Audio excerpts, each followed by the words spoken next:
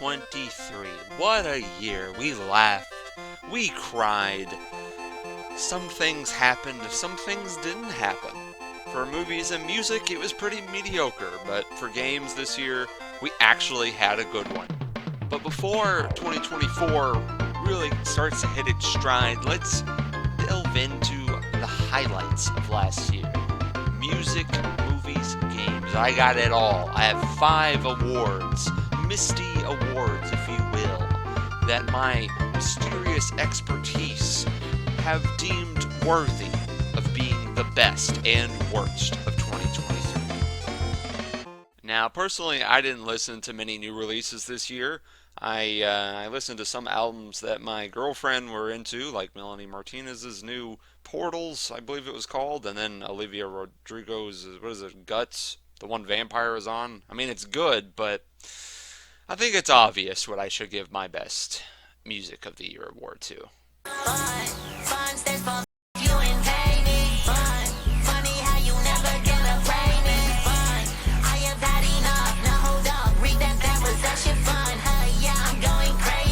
Glorb has had a meteoric rise in just 1 year. He's went from just a meme here and there, but only the true fans really knew what was up. And now, millions of views, every video, he's popping off. And for good reason, too. Most obvious reason is that while they are SpongeBob AI voices, they are put to good use into pretty catchy songs that feel like they could have been professionally made.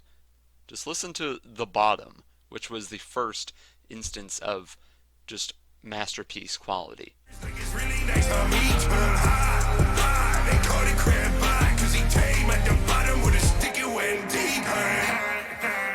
Money that we made. I'm smoking kelp to the face. I skip the fence like a matchstick, long as a clarinet. So these hoes wanna play. Heat wet browsing, pills by the thousand. Lean, sipping, squeal up on Jolly Ridge, man. To the real bitch slam of the credit card scam. Oh, they call me Big Brother, way I'm handling my hammer.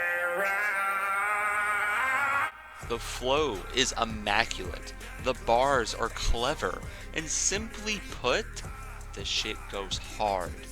While this may be a little inappropriate for my channel, I just can't help but highlight how proud I am of what Glorb has become. I was there since the beginning, man. I have watched from the bottom to all the way through to the bottom 2, and into 2024, he is still making music. It's just great stuff, man. And I'd like to show, before the infamous The Bottom 2, which is now the most popular song, my favorite, which features Karen. Back with a vengeance, a Mac got extended. More than an arrest, I am snapping Avengers. Back from the dead, bitch, I came at the trenches. I'm scared and red, leave them dead like redemption. And it's pink, pink, or black, red. And it's pink, pink, or black, red. And it's pink, pink, or black, red. And it's pink, pink, or black, red. More than OS, Thanos snap like Avengers. OS because she's a computer. You add more onto the word OS, makes Thanos. It's just genius. The wordplay is just. When I first heard this song, I just couldn't contain myself. I was joyful. I enjoyed being purple for a moment in 2023. It was so hype. And what was even more hype was The Bottom 2, which is the peak for the Glorb legacy right now. And I think that'll perfectly leave it off here. And I think I have justified my pick as Glorb being the best music that came out of 2023.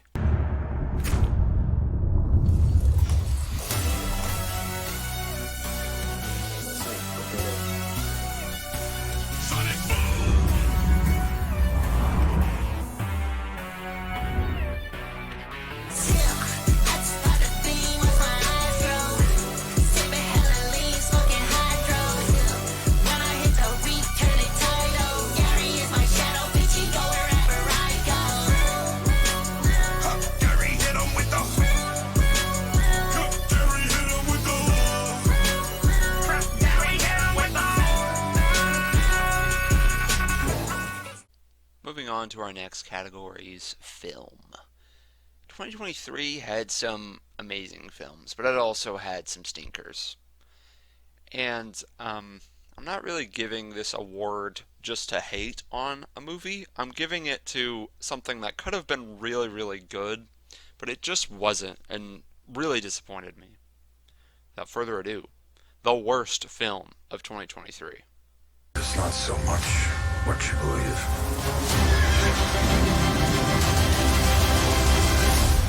It's how hard you believe it.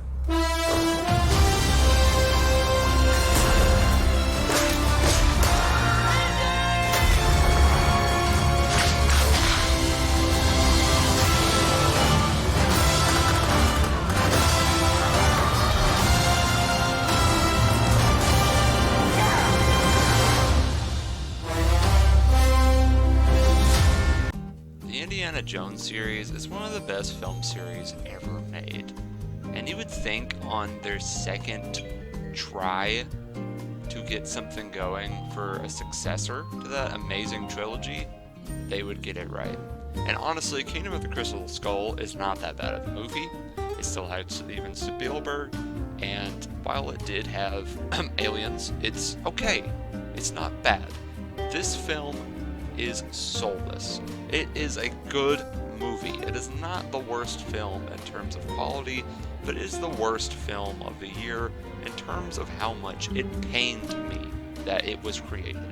Inspired by late 30s action serials, yada yada yada, you probably know, if you are a fan of the series, the background and the inspiration and how it's meant to just be fun adventure films that have basis in some sort of archaeology and just have a good through line with Indiana as a character.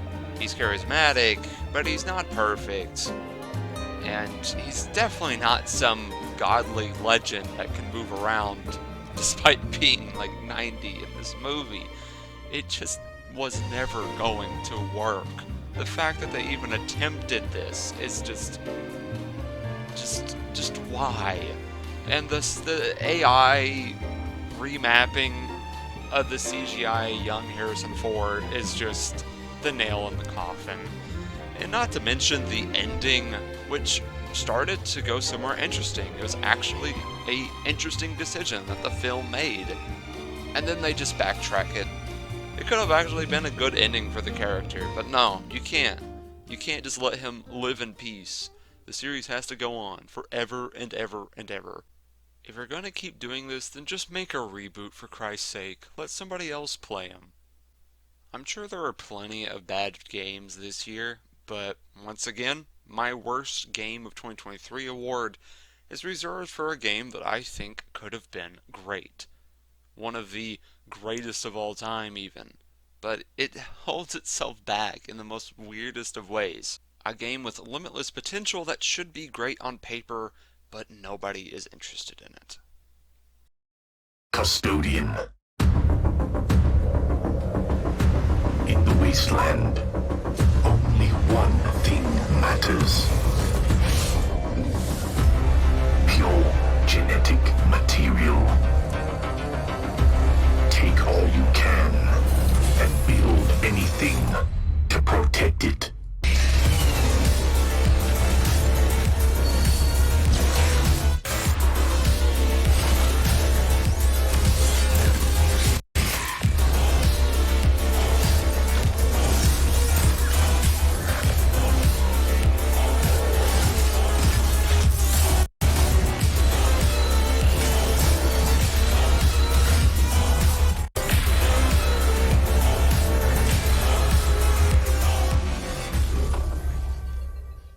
Developed by the same studio that made the great asymmetrical horror multiplayer game Dead by Daylight, comes Meet Your Maker, a game where you can build your own FPS dungeons to troll your friends and protect your materials, and then go out and loot for yourself.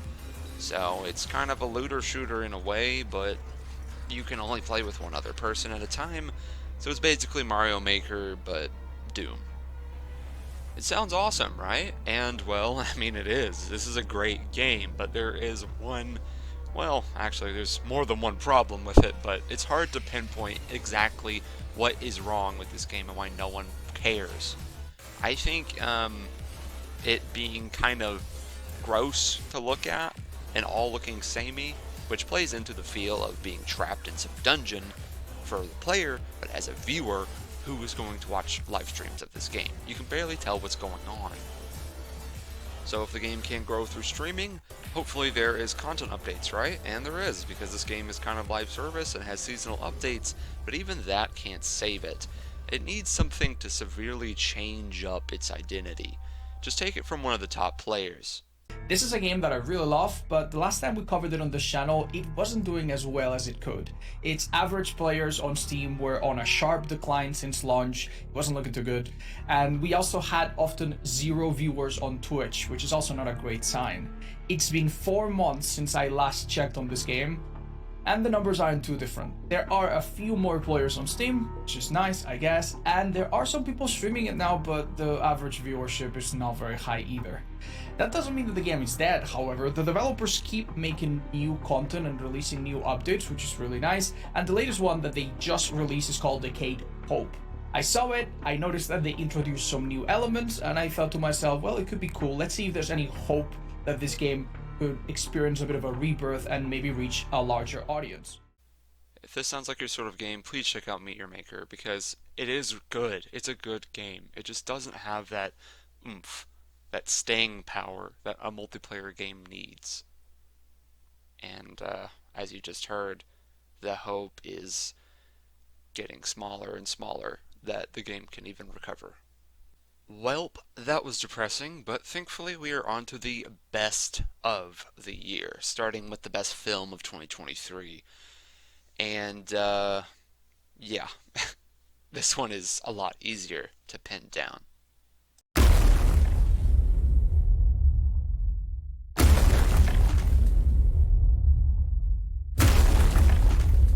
あれはゴジラ？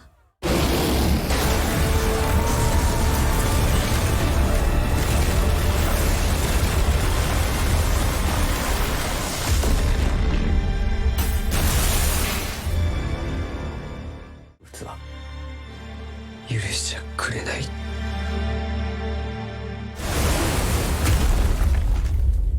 ゴジラ-1。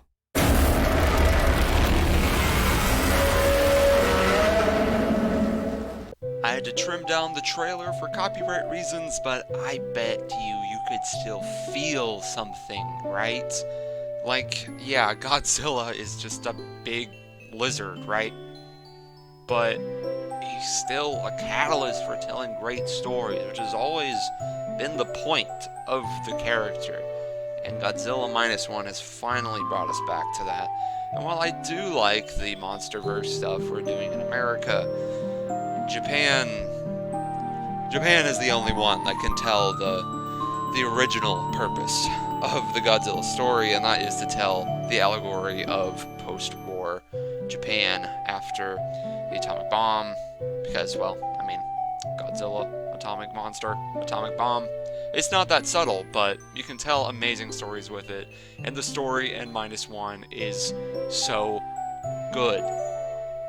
After being overcome with grief for not enacting on his kamikaze duty, a fighter pilot comes back home to see his parents murdered in a bombing and forced to raise a child with this random stranger he found.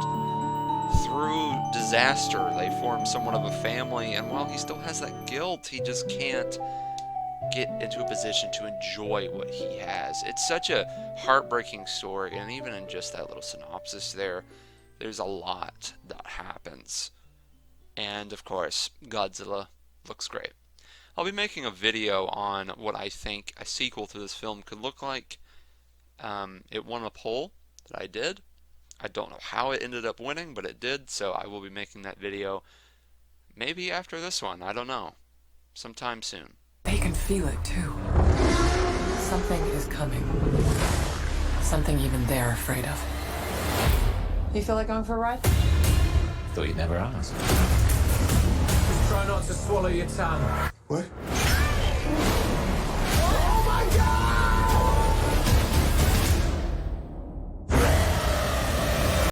have made it after long last. The best game of 2023, the big one. And no, it's not Baldur's Gate 3, I didn't play it. I did play a lot of the other contenders though. I played Spider-Man 2, played Mario Wonder, and they are not my game of the year. Not to say that those games aren't great. Wonder is one of the best Mario games that have came out in a long time, in decades really. It's just it doesn't have that replayability that the other Mario games have, to where it's just kind of old news already, but it is still a great game, made perfectly really. It's just like that bite-sized kind of experience. And then you have Spider-Man 2, which is a really long, epic narrative, or at least that's what it was advertised as. It's honestly not as interesting story-wise as you would think, and it kind of falters the longer it goes on, but it does hit the spot. In other words, Insomniac's first Spider-Man game really delved into the essence of the character with Doc Ock and that character death that made me cry multiple playthroughs. And then Spider-Man 2 is the equivalent of a schlocky comic book movie that's all good fun, but just doesn't live up to that really emotional third act that the last game had. So what sleeper pick could be better than all of these games? Well, I'm so excited to tell you. So without further ado, the best game of 2023.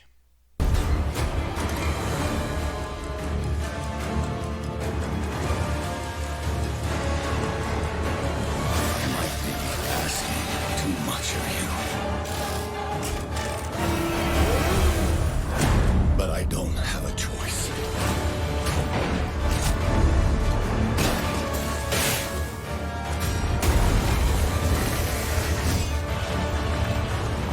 Only you can do this. Please, help me. Keep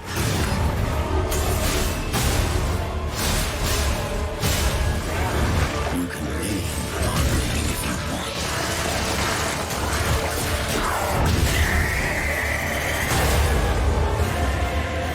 protect. Fulfill.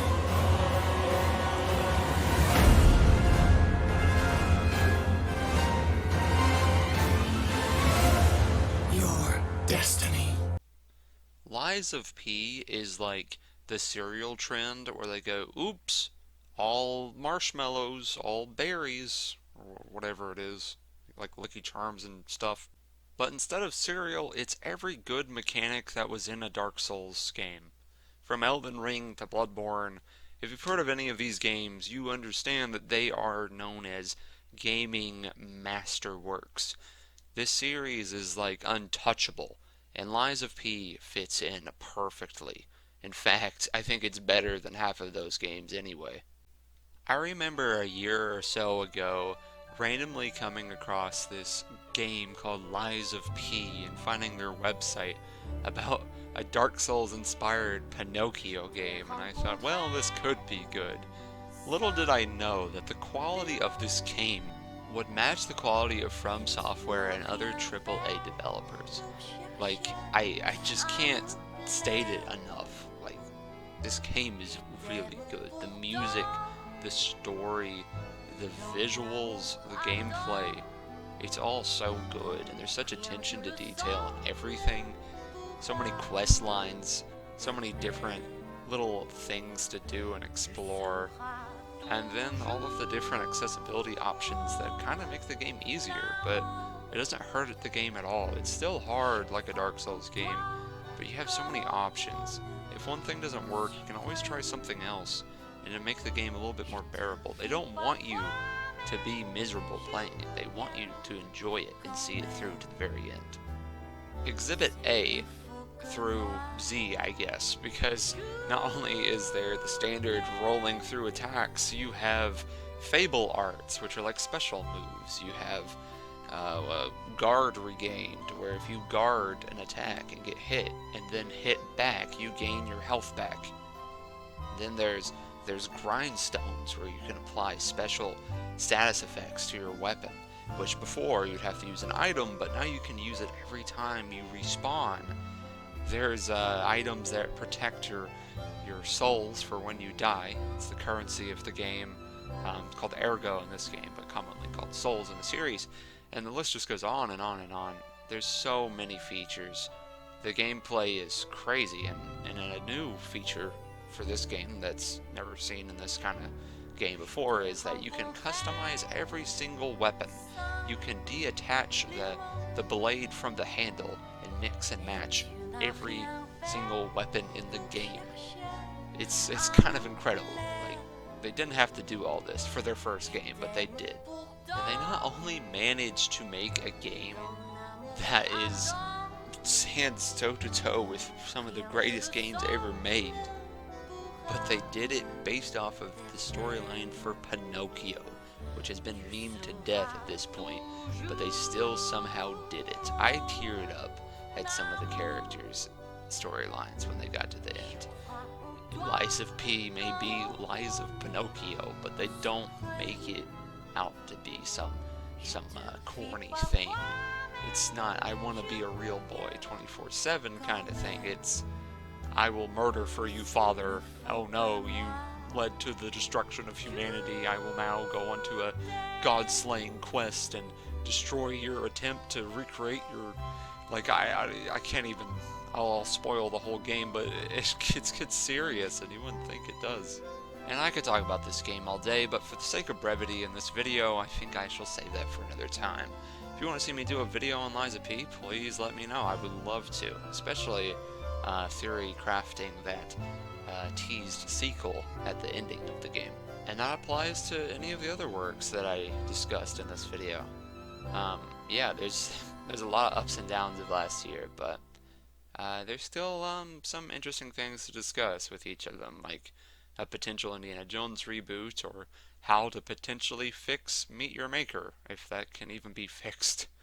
And yeah, I think I'll end things here to keep it brief. And yeah, I hope you enjoyed this video. Please like and subscribe if you haven't, and hopefully I can get the next video out faster than I did this one. Have a good one. Bye bye.